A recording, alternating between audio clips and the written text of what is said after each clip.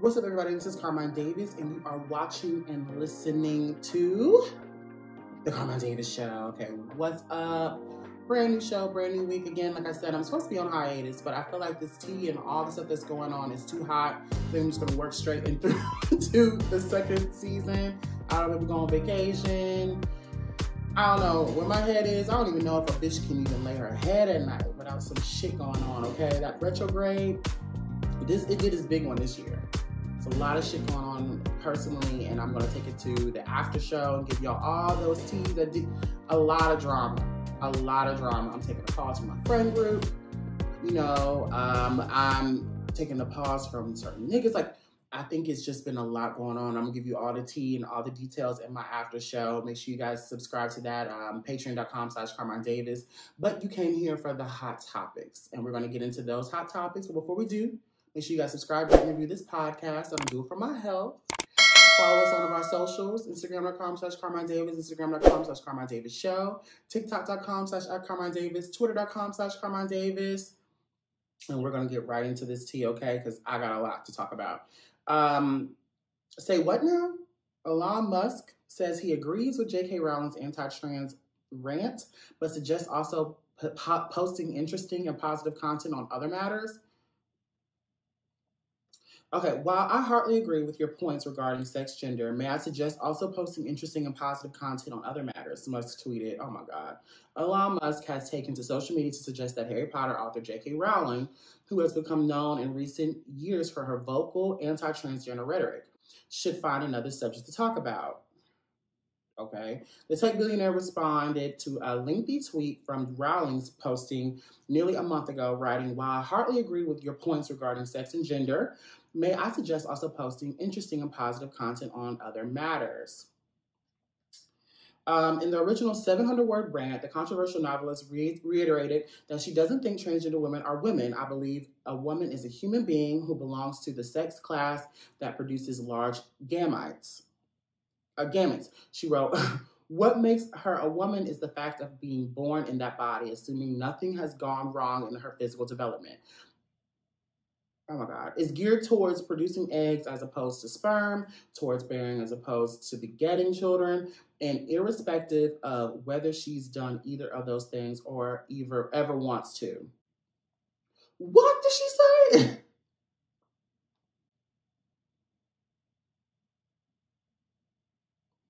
Okay, I'm going to digest on that. Maybe there's something there. Maybe I'm just, okay. Some people feel strongly that they should have been or wish to be seen as the sex class into which they weren't born. She continued, gender dysphoria is a real and very painful condition, and I feel nothing but sympathy for anyone who suffers from it. I want them to be free to dress and present themselves however they like, and I want them to have exactly the same rights as every other citizen regarding housing, employment, and personal safety.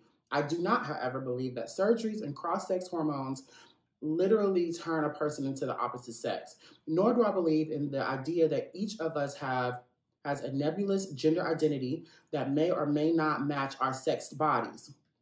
I believe the ideology that preaches those tenets has caused and continues to cause very real harm to vulnerable people. I'm strongly against women's and girls' rights and protection being dismantled to accommodate trans-identified men for the very simple reason that no study has ever demonstrated that trans-identified men don't have exactly the same pattern of criminality as other men.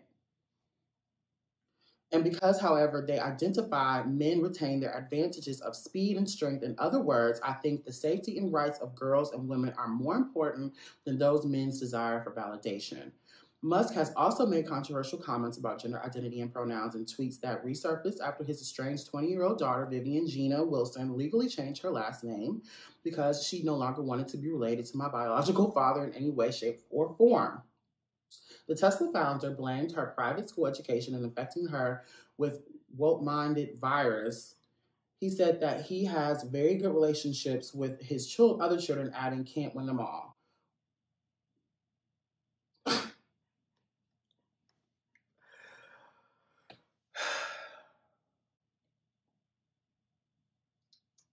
Okay, so this is what we're starting off with. Okay.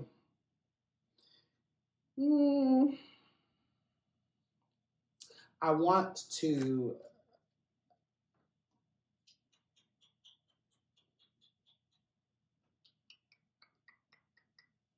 I want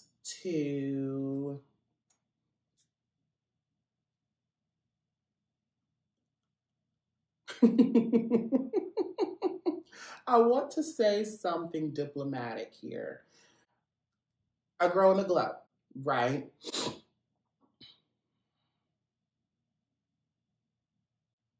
JK and Elon Musk's viewpoints are very age appropriate.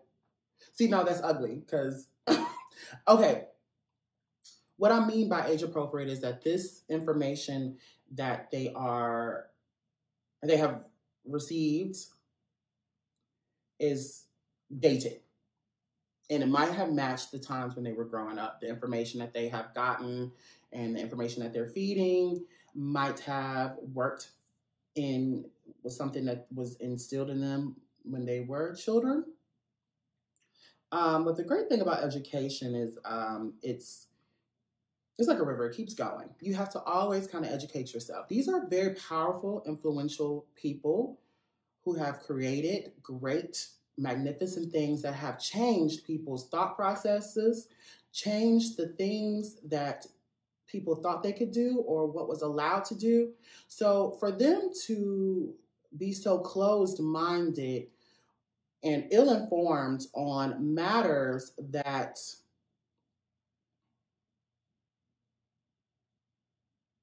are very important is kind of disappointing.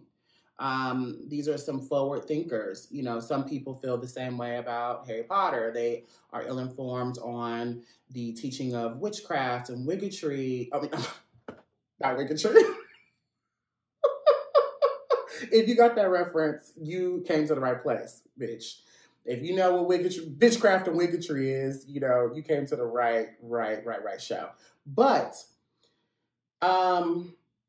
however, like the education, like what people thought about and the controversy surrounding Harry Potter was crazy, you know, and now because of Harry Potter, people believe in magic, and not even in the same form of they're at a conjuring or throwing down chicken bones.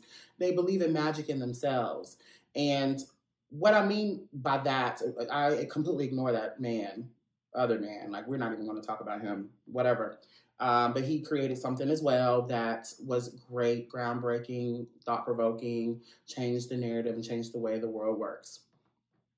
I believe in giving time. I'm not a hater, but I'm not going to acknowledge him either. So, but with JK, I'm disappointed in her because she's changed so many people's minds and so many people's viewpoints on what the world is. And she shaped what the world is to a lot of people, especially my generation and older. So to hear her having such a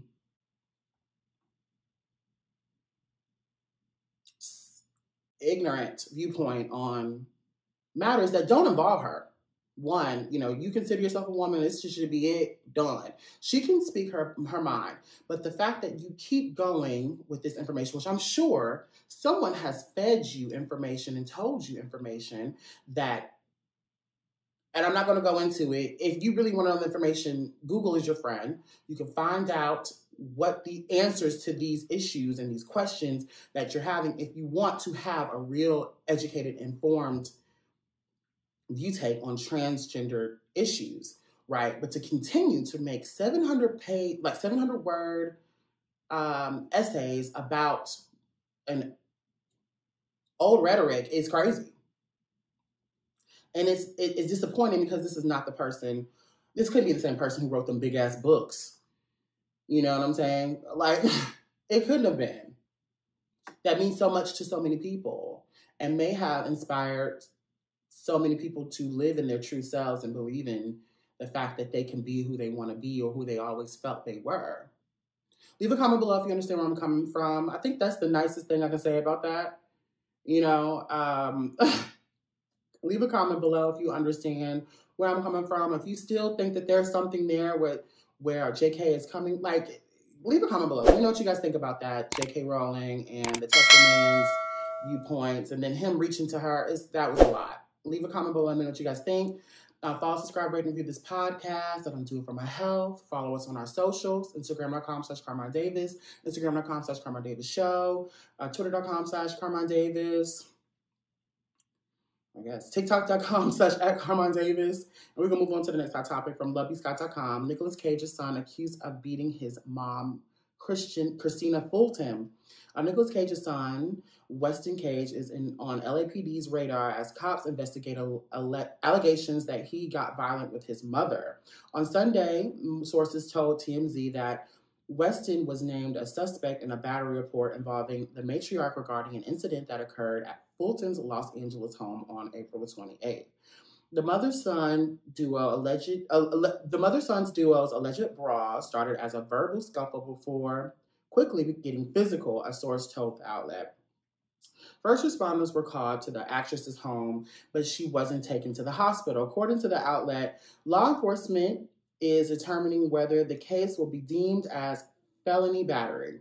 However, no arrests have been made as Weston, 33, was gone by the time the cops arrived. Sources close to Fulton, 56, says she was asked to help her son through an emotional moment and had him over to console him, TMZ reported. However, the outlet was told that Fulton denied the allegations of a fight and requested privacy. On Sunday, Fulton was photographed at a parking meter with bruises all over her face, snaps obtained by the outlet showed. While the bruises under her eye was highly noticeable, there appeared to be yellow marks on her cheeks and foreheads that were fading. Reps for Fulton and Nicolas weren't immediately available for comment. Fulton and Weston were most recently working together to sue his estranged wife, Hilton Oranian, for allegedly embezzling $100,000 and filing a fraudulent restraining order to stop Fulton and Nicolas from seeing Weston's twin daughters. While they filed separate motions, the November 2023 lawsuit by Fulton alleged Iranian, who wed Weston in 2018, was emotionally abusive and manipulative towards Weston to the point where he alienated himself from his family. Weston alleged in his lawsuit that Iranian, I don't know how to say her name, took advantage of him while he was in recovery from mental health issues. Iranian declined to comment at the time. The former couple shared daughters Cyrus and Venice. He also is the father to Lucian and Saranian from previous relationships. All these names sound like a soap opera. Like, this is a mess. Okay, they jumping on each other over there at the house. And I'm going to say something, and that's going to completely, it might sound ignorant. So God bless me. When I hear this, or just pray for me. So when I hear this story, right, I remember a time I was, I wasn't the bad, I have a past, and there was a time when I went to juvie. I had to spend a weekend in juvenile detention center, honey. And I remember, we won't talk about it, we'll talk about it, but not right now. We don't have the time. But I remember being around a bunch of people, different types of people, and I knew I did not belong in there. And one thing it was something that happened between me and my mom, a scuffle that me and my mom had. I'd never put my hand on my mama. I'm going to get to the point, right? One of them, a lot of them, like 3 of them were Caucasian males, and they were talking about how they jumped their mom. They laughed about it. They all joked about it. And me being there, knowing I would never touch my mother, it feels, even talking about this, it triggers something completely different in my body, in my nervous system, right? Where I'm like, okay, you jumped your mama? And I think it comes back to a type of upbringing that Black people or people of color have a different relationship with their mother. And I also think it's classism. So where I think, with Black people, and we tend to look at our mothers in a different light, from the cradle to the grave. You kind of have a fear of your mother, no matter how big you are, no matter how small she is, or how, there is a fear of your mother. And there's also a respect and a love and adoration where you would defend your mother. You would die for your mother. Your mama could beat your ass, but nobody could ever think or dream to get loud with your mother, talk to your mother, any kind of way, it's up, bitch. My mama could have beat my ass back there. But bitch, if I hear her scuffling with somebody at the door, it's a drag out fight. You know what I'm saying? But what I do know is with, I'm not gonna say Caucasian homes completely. But I'm not gonna say it. But I do notice that they have a different setup with their mother. A lot of times their mother, for whatever reason, I'm not trying to say it's not warranted. I don't think you should ever put your hands on your mama ever. You know, I'm not. But I also know that there are different types of mamas too. And their lifestyles are different and their thought processes are different and whatever. So, but I do know that their homes are different. And the relationship with the mother and their sons or their daughters can get very weird. And I think it comes from classism, money. Sometimes the more money, or sometimes the relationship with money in a household shapes everything. And sometimes money makes you do crazy things. Like, you don't have the best, you never took a time to really get to know your kids, or your kids never really got to know you. So you don't have that pride and that proud and that relationship with your mom where it's you against the world. So no matter what, we riding together. In a lot of Caucasian homes, it's like their mother is their first bully. You know, and brown homes too. You know, sometimes your mom is your first bully as well. I think a lot of times it's the fact that's true, but you're taught to handle it differently in a Caucasian home opposed to a non or a people of color home. You know what I'm saying? So we have different ways of handling those conflicts where, you know, you could argue with your mama all day and you learn to create the boundaries. And it's true for all those homes, but sometimes in these homes, these white homes, it gets nasty. And sometimes they don't know anything other than to pop, bust an eye. And especially if they've seen their father do it. A lot of times they've seen their father, they're taught from a young age from male figures not to take that disrespect from your mother. And same thing with Black people, you know, or people of color. They're taught the same. They never take that from a woman, you know, but it's never taught to, you know, you don't see frequently, I might hit your mama, but you know, leave a comment below if you understand where I'm coming from. I could be completely wrong. This is just what I know. J.K. Rowling can sit up there and tell you that she, you know, she could be wrong too. You know, I might be wrong, but I think from what I understand about Black or white people's homes, they have a different relationship with their mother. That whole boundary is non-existent. It could get physical over there. They look at their mother like a bitch on the street sometimes. And that's what I've seen. Leave a comment below if you know what I'm talking about, or if you don't, completely disagree. I'm open. Leave a comment below. Let me know what you guys think.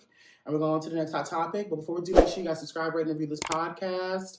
Follow us on our socials, twitter.com/CARMINE DAVIS, Instagram.com/CARMINE DAVIS, Instagram.com/CARMINE DAVIS Show, TikTok.com/@CARMINE DAVIS. And we're going to go on to,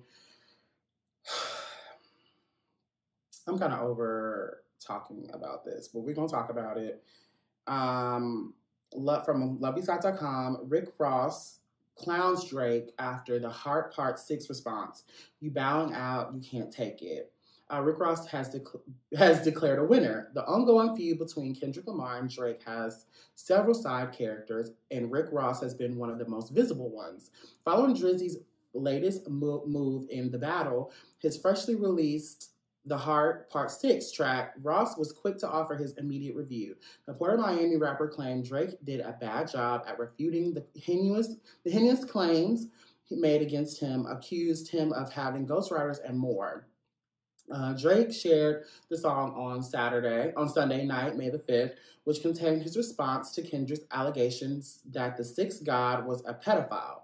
He raps, "If I was fucking young girls, I promise I've been arrested. I'm way too famous for that shit you suggested." Really?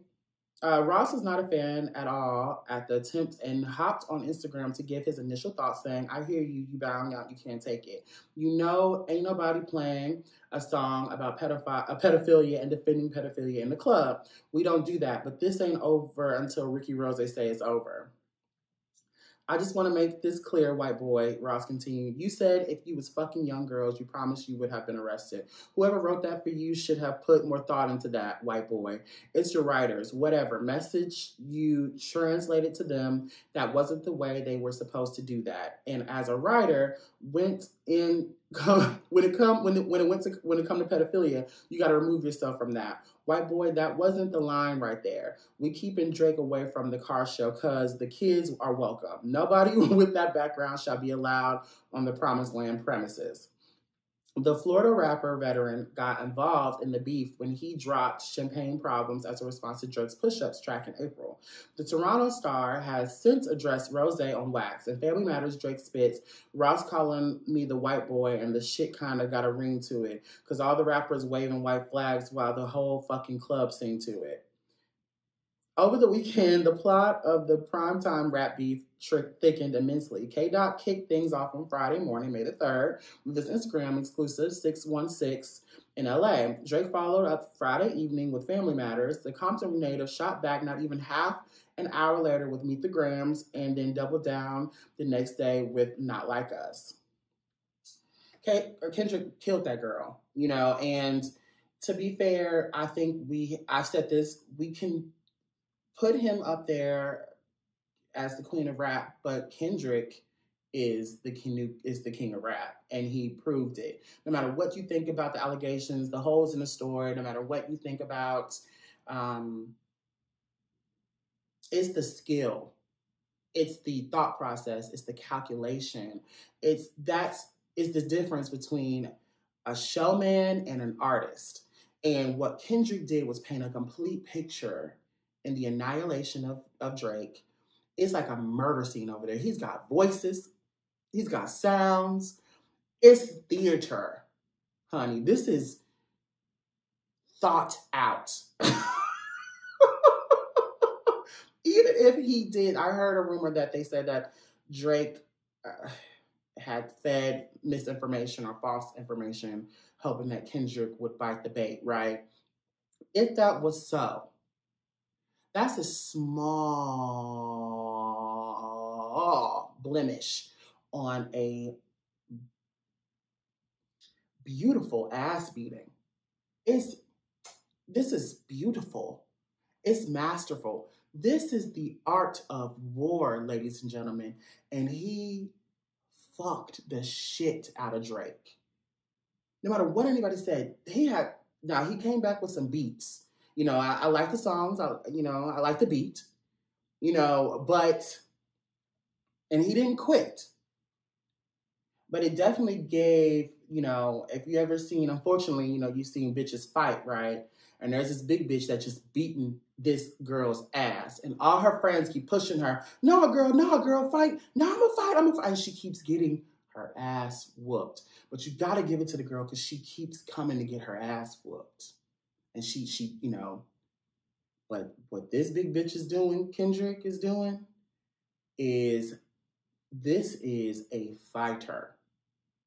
This is an artist. This is someone who has and I would still believe that this is premeditated. Like, I feel like he thought about this shit for years because this is masterful. And then the crazy part about Kendrick is I completely believe that he probably ain't never thought about this shit before. It happened because he's that kind of artist where it's masterful. And it does change the way we look at Drake. I think we're starting to see Drake for who he is. I don't know about all the stuff they're alleging, but I do know an asset when I see one. And baby, I love you. Now, y'all know that's my baby daddy, right? But white boy, you got your ass whooped. But you're still the queen of rap. And I don't see Nicki, Megan, or anybody taking your crown. But as far as if you ever thought you were going to come over here and claim to be, you're still probably the big three. J. Cole bowed out. You know, it's still a fight, which I still think is probably thought out. It was planned. I could totally see Kendrick knowing that. Like, this girl gonna bow out. Leave a comment below if you understand where I'm coming from. Regardless of what you say, think, or feel, there's a clear winner here. And this is, as an artist and someone who loves a good beef, you know, whether I'm in it, whether I'm hearing about it, I know that beef is an art, baby. And it takes calculation. Leave a comment below if you agree or disagree. We're going to move on. You know, we're done with the show. That's the show. I love you guys. Stay tuned for the after show. I got tea for y'all. Speaking of beef, I got tea for y'all. On patreon.com/CARMINE DAVIS. Make sure you follow us on our socials. Instagram.com/CARMINE DAVIS. TikTok.com/CARMINE DAVIS. Instagram.com/CARMINE DAVIS Show. Twitter.com/CARMINE DAVIS. I love you guys.